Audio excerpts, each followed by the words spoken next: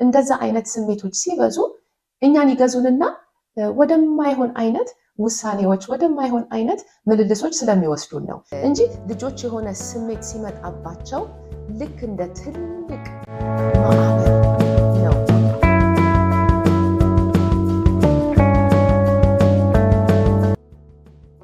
ሰላም እንዴት ናችሁ? ደህና ናችሁ ወይ? እኔ ቤዛዊት ነኝ። ተመልሼ መጥቻለሁ። በዚህ ሳምንትም እንግዲህ ይሄ ኮፊ ዊዝ ቤዚ የሚባለው ፕሮግራሜ ነው። ለመጀመሪያ ጊዜ ከሆነ ወደ ዩቲዩብ ቻናሌ የመጣችሁት እንኳን ደህና መጣችሁ። ቤተሰብ እንሁን፣ ሰብስክራይብ አርጉ ለቻናሌ። ይሄ ቪዲዮ ደግሞ ከጠቀማችሁ እባካችሁን ላይክ አርጉና ለጓደኞቻችሁ፣ ለቤተሰብ፣ ለዘመድ ደግሞ አካፍሉት።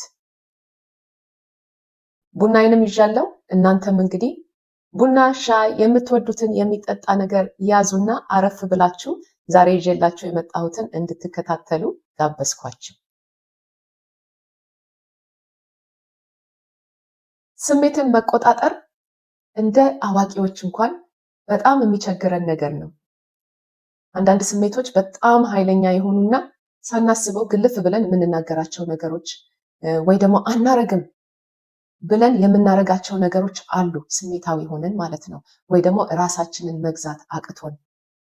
በልጆች ላይ ደግሞ ይሄ የበለጠ ገኖ የምናየው ይመስለኛል። በእንግሊዝኛው ኢምፐልስ ይሉታል። ኢምፐልስ ማለት የኦክስፎርድ ዲክሽነሪ ትርጉሙን አነብላችኋለሁ። A sudden, strong and unreflective urge or desire to act. A driving, motivating force ይለዋል። ምንድነው?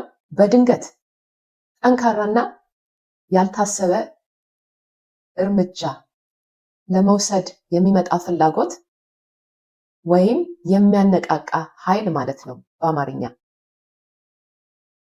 ኢምፓልስ ኮንትሮል ብዙ የተጠናበት ጉዳይ ነው፣ ለአዋቂዎችም ለልጆችም። ዛሬ እንግዲህ በልጆች ላይ ኢምፓልሲቭ የሆነን ቢሄቪየር እንዴት አርገን መግታት እንደምንችል ወይ ደግሞ መቀነስ እንደምንችል ነው የምናየው። ልጆች አንዳንዴ ምግባረ ብልሹነት የሚመስል ወይ ደግሞ እኛን የሚያሸማቅቅና የሚያሳፍር ነውር የሆነን ነገር ያደርጋሉ። ይሄ ግንዛቤን የሚሰጥ ስሜትን ለመቆጣጠር አቅም የሚሰጥ አካል ፕሪፍሮንታል ኮርቴክስ የሚባለው ገና ስላላደገ ሌሎችም የአእምሮ ክፍሎች ገና እየተገነቡና እያደጉ ስለሆነ የመገንዘብ አቅማቸው በጣም አነስተኛ ነው። አንዳንድ ደግሞ አቴንሽን የለመዱ ልጆች አሉ። ቤት ውስጥ በጣም ትኩረት ይሰጣቸዋል፣ ይሳቅላቸዋል፣ ወይ ደግሞ አንቺ ቆንጆ ነሽ፣ አንተ ጎበዝ ነህ፣ እንዲህ ናችሁ መባል ስለለመዱ ሌሎች ሰዎች ፊት ሲቀርቡና ያ የለመዱት አቴንሽን ሲጎልባቸው የማይሆን ባህሪ ያሳያሉ። ለእኛ ለአዋቂዎች የሚያሳፍር፣ እነሱ ግን ዋናው ትኩረታቸው ምንድነው መሰላችሁ? አቴንሽን ማግኘት፣ የእኛን ትኩረት ወደ እነሱ መልሶ መሳብ ነው። ሌላ ገበያ ይሁን አንዳንድ ቦታ ስንሄድ ምንም ነገር አንገዛላችሁም ብለን ልጆቻችንን ልክ እዛ ሲደርሱ አንድ የሚወዱት ነገር ያነሱና ካልተገዛልኝ ይላሉ። አይ ምንም ነገር አይገዛልህም፣ አይገዛልሽም፣ ብዬሻለሁ፣ ብዬሃለሁ እንላቸዋለን አይደለም? ከዛ በኋላ በተለይ ህፃን ልጆች ከሆኑ ታንትረም ውስጥ ይገባሉ አይደለም? ወይ ለቅሶ ይመጣል፣ ወይ ደግሞ ፕሊዝ እባክሽን ምናምን እያሉ እየተከተሉን ማላዘን ይጀምራሉ። ለምንድን ነው እንደዚህ የሚሆኑት? ብዙ ጊዜ ምንድን ነው የሚሆነው? ያ መጫወቻ ከተገዛላቸው በኋላ በተለይ በአሁኑ ጊዜ ውጭ ሀገር ላሉ እና ለሚያድጉ ልጆች የሆነ ፓይል ውስጥ ነው የሚቀመጠው፣ ዞር ብለውም አያዩትም። ግን ምንድነው አይምሯቸው ውስጥ ያለው ያንን እቃ የመፈለግ ወይ ደግሞ ያንን ከረሜላ የመፈለግ ኃይለኛ ስሜት ከውስጣቸው እየመነጨ ነው። ያንን ስሜት ግን የሚገሩበት ኢምፓልሱን ኮንትሮል የሚያደርጉበት ግን አቅም ገና አላደገም። ስለዚህ እንደዚህ አይነት ምግባር ያሳያሉ ማለት ነው። እንግዲህ ይህንን ሁሉ ካልን እኛ እንደ ወላጆች ልጆቻችንን እንዴት አድርገን ይሄ ኢምፓልሳቸውን ከአቅም በላይ የሚሆንባቸውን ወደ ትክክል ያልሆነ ውሳኔና ትክክል ያልሆነ ንግግር የሚወስዳቸውን ስሜቶች እንዴት አድርገን እንዲገሩ ማስተማርና መርዳት እንችላለን የሚለውን እንመለከታለን። ባይ ዘ ዌይ ስሜት ከእግዚአብሔር የተቀበልነው ነው። ፊሊንግስ ኢሞሽንስ ከእግዚአብሔር የተቀበልናቸው ናቸው። ቫሊድ ናቸው። ለምን እንዲህ ይሰማሃል የምንላቸው አይደሉም፣ ግን እንዲቆጣጠሩንና እንዲገዙን መፍቀድ ነው የሌለብን። ስሜታዊነት ሲበዛ በተለይ ከንዴት ጋር ወይ ደግሞ ከሀዘን ጋር ሲገናኝ ወይ ደግሞ ሌሎች አይነት ደግሞ ኔጌቲቭ የሆኑ ፊሊንግስ አሉ አይደለም። እንደዛ አይነት ስሜቶች ሲበዙ እኛን ይገዙንና ወደማይሆን አይነት ውሳኔዎች ወደማይሆን አይነት ምልልሶች ስለሚወስዱን ነው እንጂ ስሜቶቹ በራሳቸው በጣም አስፈላጊ ናቸው። ስሜት እንደ ፍላግ ነው ይላሉ። የሆነ ችግር እንዳለ የሚያሳውቀን ስሜታችን ነው። ለምሳሌ ፍርሃት ከተሰማን ወይ ደግሞ አደጋ ላይ ያለን ስሜት ከተሰማን ያ ሰውነታችንና አይምሮአችን ሬድ ፍላግ የሆነ ምልክት እየሰጠን ነው። የሆነ አደጋ አለ፣ የሆነ ትክክል ያልሆነ ነገር አለ እያለን ስለሆነ ስሜትን በራሱ መቃወምና እንዲህ አይነት ስሜት ሊሰማ ወይ ሊሰማሽ አይገባም ማለት አንድን ሰው በተለይ ልጅን ጥሩ አይደለም። እንደዛ ማለት የለብንም። ግን ምንድነው ቅድም እንዳልኩት ስሜቶቹ ሁሉ ልጆቻችን ውስጥ አሉ። የንዴት፣ የሐዘን፣ የፍርሃት፣ የደስታም፣ የኤክሳይትመንትም ሁሉ ስሜት እግዚአብሔር ልጆቻችንን ሰጥቷቸዋል።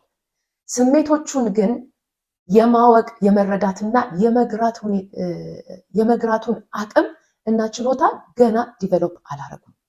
ስለዚህ እኛ እንደ ወላጆች እነዛን ስሜቶች መግራት ወደሚችሉበት መምራት ነው ያለብን። ምን አይነት ምሳሌ ሲጠቀሙ ሰማው መሰላቸው? አናሎጂ ልጆች የሆነ ስሜት ሲመጣባቸው ልክ እንደ ትልቅ ማዕበል ነው ወደ እነሱ የሚመጣ ማዕበል ነው እና ማዕበሉን እኛ እንዳይመጣ ወደ እነሱ መከልከል አንችልም። ቢካዝ እግዚአብሔር ለበጎ የሰጣቸው ስጦታ ስለሆነ ማለት ነው። ግን የማዕበሉን ኃይል መቀነስ እንችላለን። ወይ ደግሞ ልክ ሰርፍ ቦርድ እንደሚሰጠው አንድ ሰውና በማዕበል ላይ ክሩዝ እያረገ ሰርፍ እያረገ ማለፍ እንደሚችል ኤኩፕ ልናረጋቸው እንችላለን ብለው ሲያስረዱ ሰማሁ እና በጣም ትክክል የሆነ አናሎጂ ይመስለኛል። በመጀመሪያ ትዕግስት ነው የሚያስፈልገው። ባይ ዘ ዌይ ታጋሾች መሆን አለብን። ያው ወላጆች ታውቃላችሁ አይደለ? ብዙ ትዕግስትን የምንማርበት ነው ወላጅነት እና ልጆችን ስሜቶቻቸውን መግራትና ስሜቶቻቸውን መቆጣጠር የሚችሉበትን አቅም እንዲገነቡ የምናደርገውም ደግሞ እኛ ራሳችን ትዕግስተኞች በመሆን ነው። ትዕግስተኛ ስንሆን ደግሞ ስሜታዊም አለመሆን ማለት ነው። ስቴይንግ ካም። የሆነ ስሜት ይዞት አንድ ልጅ ንዴትም ሊሆን ይችላል፣ ፍርሃት፣ ድንጋጤ ወይ ደግሞ ይሄ ብሬክዳውን የሚያደርጉት አለ አይደለ? እያለቀሱ አውት ኦፍ ኮንትሮል እየሆኑ ከሆነ ልጆች እኛ ግን የተረጋጋን መሆን አለብን። የኛ መረጋጋት እነሱንም ያረጋጋቸዋል። ስለዚህ ሁሌ ደንግጠንም ቢሆን ተናደንም ቢሆን ወይ ደግሞ እነሱ የሚያሳዩት ሁኔታ እኛንም ሊያስለቅሰን እየሞከረን ቢሆን እኛ ግን እራሳችንን መጀመሪያ ማረጋጋት አለብን። ከዛ በኋላ ደግሞ ማድረግ ያለብን ነገር ምንድን ነው? ኢሞሽኑ ምን እንደሆነ ሌብል እንዲያረጉት እንረዳቸዋለን ማለት ነው። ይህ ማለት ምን ማለት መሰላችሁ? አንዳንዴ በተለይ ደግሞ ከ10 ዓመት ምናምን አካባቢ በታች እድሜ ክልል ውስጥ ያሉ ልጆች ስሜቱ በኃይል አለ፣ ኃይለኛ ስሜት ይሰማቸዋል፣ ግን ያ ስሜት ምን እንደሆነ አያውቁትም። ስለዚህ እኛ እንደ ወላጆች ምንድን ነው የሚሰማ፣ እንዴት ያደርግሃል የሚሉት አይነትን ጥያቄዎች እንጠይቅና ከዛ በኋላ ስሜቱን ከስም ጋር እናገናኝላቸዋለን ማለት ነው። ለምሳሌ አንድ ልጅ በጣም ተረብሾ ወይ ደግሞ እያለቀሰ ሊሆን ይችላል። አንኮንትሮለብል ይሆናል አይደል? ለቅሶ ወይ ዊርድ የሆነ ስሜት ተሰምቶት ካየ ነው እስቲ አስረዳኝ፣ ምን ስሜት ነው ውስጥ ያለው? what kind of feelings are you feeling in your body? ወይ ደግሞ ልብ፣ ሆድ ምናምን ብለን እንጠይቀው እንደ እድሜው ማለት ነው። ከዛ በኋላ ለምሳሌ ልቤ ቶሎ ቶሎ ይመታል፣ ሆዴን ደግሞ ይቆራርጠኛል፣ እንደዚህ አይነት ነገር ሲል ምን እንለዋለን? ይሄ እኮ ፍርሃት ነው። አንተ እየተሰማህ ያለው ስሜት ፍርሃት ይባላል ብለን እናስተምረዋለን። ከዛ በኋላ ፍርሃትን እንዴት የፍርሃቱን መንስኤ እንጠይቃለን ማለት ነው። ዝናብ ሲዘንብ ኃይለኛ ዝናብ ሲሆን ነው ይሄ ስሜት የሚሰማኝ ሊለን ይችላል። ወይ ደግሞ ትምህርት ቤት የሆነ ነገር አጋጥሞት ሊሆን ይችላል። ትምህርት ቤት ሊሄድ ሲል ነው የሚረበሸው እና ከዛ በኋላ ደግሞ ለዛ ለፈራበት ነገር መንስኤ አብረን ከልጆቻችን ጋር እንፈልጋለን ማለት ነው። ሌላ ደግሞ ማድረግ የምንችለው ነገር ምንድን ነው? አማራጮችን ለልጆች መስጠት ጥሩ ነው።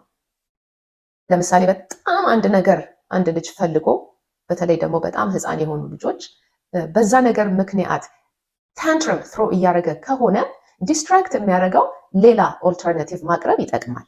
ያው እንዳልኳችሁ ይሄ ሕፃን የሆኑ ልጆች ላይ ነው የሚሰራው። ሌላ ደግሞ ትሪገሮች ምን እንደሆኑ ማወቅ ይጠቅማል። ልጆቻችን ሲርባቸው፣ ሲደክማቸው ወይ ደግሞ ትምህርት ቤት ፕሬሸር ካለ ስሜታዊ ሊሆኑ ይችላሉ። ቶሎ የሚቆጡ፣ ቶሎ የሚያለቅሱ፣ ቶሎ ሆድ የሚበሳቸው ሊሆኑ ይችላሉ እና እነዚህ ጊዜያዊ ናቸው እና ምንድን ነው እንደዚህ ሊሆን ያስቻለው ብለን እኛ ራሳችን እንግዲህ ርቦት ከሆነ እረፍት በቂ እያገኘ ካልሆነ እንደዚህ አይነት ነገሮች ከሆኑ እነሱን እንደ ትሪገር ቆጥረን በተቻለ መጠን መወገድ የሚችሉትን እናስወግድ። ሌላ ራሳችን ደግሞ ጥሩ ሮል ሞዴልስ መሆን አለብን። እኛ ስሜታዊ ከሆንን ትንሹ ነገር የሚያበሳጨን ከሆነ ትንሹ ነገር የሚያስቆጣንና የሚያስጮህን ከሆነ ከማን ይማራሉ? እኛም ስሜታዊ ከሆንን እንግዲህ ስሜታችንን መግራትን እኛም መማር አለብን ማለት ነው። ልጆች ቀንና ሌሊት ኦን የሆኑ ቪዲዮ ሪኮርደርስ ናቸው ይባላል። ትምህርት ቤት ካልሄዱና ካልተኙ እኛ ጋር እስከሆኑ ድረስ ኦብዘርቭ ያደርጉናል። የሚያዩን በማይመስልበት ጊዜ ራሱ እያዩን ነው። ከሁሉ በላይ ስሜትን መግራት ማስተማር የምንችለው እኛ ራሳችን ስሜቶቻችንን መግራት በመቻላችን ነው። ለነገሮች እኛ እንዴት አይነት ሪያክሽን እንዳለን ያያሉ። ሁሌ አይደለም በእርግጥ ግን በአብዛኛው ከኛ ፒክአፕ ያደርጋሉ። ስለዚህ በተቻለ መጠን እኛም ስሜቶቻችንን መግራትን እንለማመድ። ወላጅነት እንግዲህ ጉዞ ነው። በዚያ ጉዞ ደግሞ ፍጹም ስላልሆንን መሳሳት ሁሌ አለ። እንኳን እኛና የስነ ልቦና ባለሙያዎችም እንደ ወላጅ እንሳሳታለን ይላሉ። ስለዚህ ስንሳሳት ትዕግስት አጥተን የሆነ ነገር ስናረግ ግልፍ ብሎን ትርፍ ነገር ተናግረን ከሆነ አግባብ ባልሆነ መንገድ ተገልጠን ከሆነ ልጆቻችንን ይቅርታ ማለትን እንለማመድ። ይቅርታ መጠየቅ ልጅን አስፈላጊ ነገር ነው። አንደኛ ስናጠፋ ሰውን ይቅርታ መጠየቅ አግባብ ነው ላለው።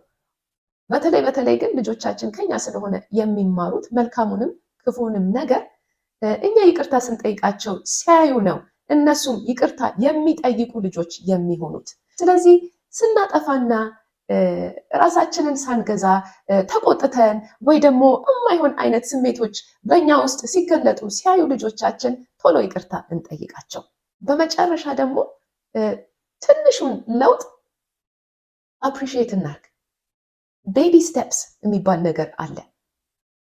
የሆነ ትልቅ ነገር እስከምናይ ድረስ አንጠብቅ።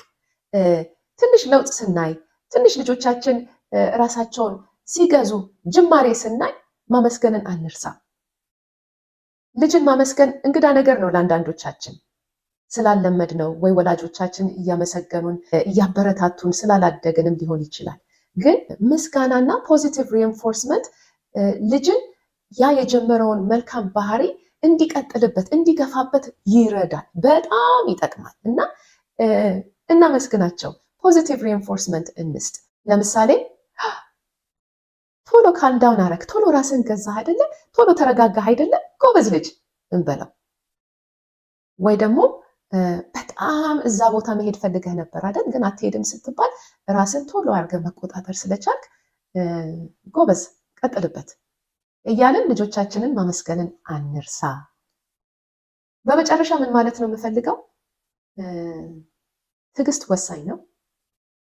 በማንኛውም ነገር ለውጥ የሚታየው ቀስ እያለ ነው እና በዚህ ማቅጣጫ በዚህም ረገድ ትዕግስትን እያሳየን ትናንሽ ለውጦችን እያስተዋልን እያመሰገንን ልጆቻችንን እንግዲህ ይሄ ሄልቲ የሆነ ኮኔክሽንስ ብሬናቸው ውስጥ ይፈጥራል ይላል። እኛ ኮች የምናደርጋቸው የምናስተምራቸው ነገር እና ሄልቲ የሆነ ኮኔክሽንስ እየፈጠርን እንቀጥል እላለሁ። አብራችሁኝ ስለቆያችሁ በጣም ነው የማመሰግነው። ይሄ ቪዲዮ ከጠቀማችሁ ላይክ እና ሰብስክራይብ ማድረግን አትርሱ። በኮሜንቱ ሴክሽን ደግሞ አስተያየት ብታስቀምጡልኝ በጣም ደስ ይለኛል። መልካም ሳምንት።